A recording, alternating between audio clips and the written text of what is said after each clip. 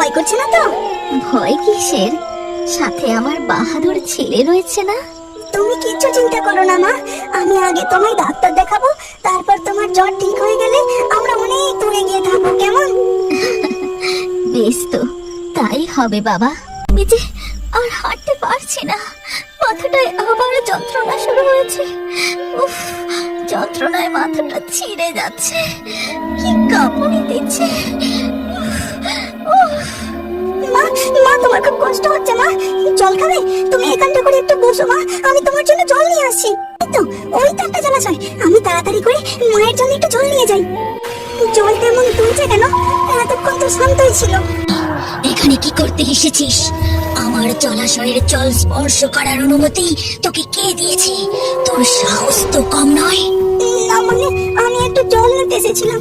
আমার মা অসুস্থ, সে মাথার যন্ত্রণায় পথ চলতে পারছে না, জল পিপাসায় তার খুব কষ্ট হচ্ছে, তাই। এখানে সাপ, বিষাক্ত পোকামাকড়ের ভয় কোনো কাঠুরে পর্যন্ত আসতে সাহস পায় না। সেখানে তুই এই গভীর জঙ্গলের মধ্যে এই জলাশয়ের সন্ধান পেলি কি করে?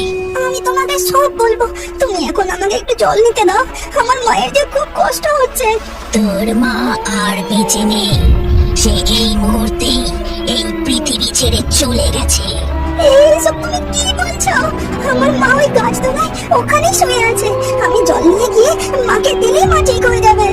এই বলে চিন্টু তাড়াতাড়ি মার দিকে ছুটে যায়। মা, মা গো, কথা বলো মা, কথা বলো।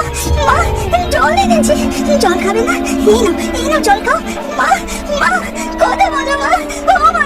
তোর মা আর কথা বলবে না, জলও খাবে না।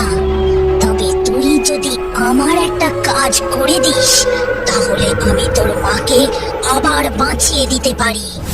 এই কথা শুনে চিন্টু তাড়াতাড়ি পুকুর পাড়ে যায় আর জলপরীকে বলে, তুমি সত্যি আমার মাকে আবার ঠিক করে দিতে পারবে? তুমি বলো আমার কি করতে হবে, আমি আমার মায়ের জন্য সবকিছু করতে পারি, সবকিছু। সে বড় ভয়ঙ্কর ব্যাপার, খুব কঠিন কাজ। তুই পারবি সেই কাজ করতে? আমি সব কষ্ট সহ্য করতে পারবো, আমার যতই কষ্ট হোক, তুমি আমার মাকে ফিরিয়ে দাও। বেশ, তুই যদি আমার কথা মতো সব কাজ করতে পারিস, তাহলে আমি তোর মাকে সুস্থ করে তুলবো। সাথে তোর আর কোনোদিনও কোনো রকম কষ্ট থাকবে না, কথা দিলাম। কিন্তু তুমি কে? আর এই জঙ্গলের ভেতর এই জলাশয়ে কি করছো? আমি এক অভিশাপের কারণে বহু যুগ ধরে এই জলাশয়ে রয়েছি। সে অনেক বড় ঘটনা। আমার কাজ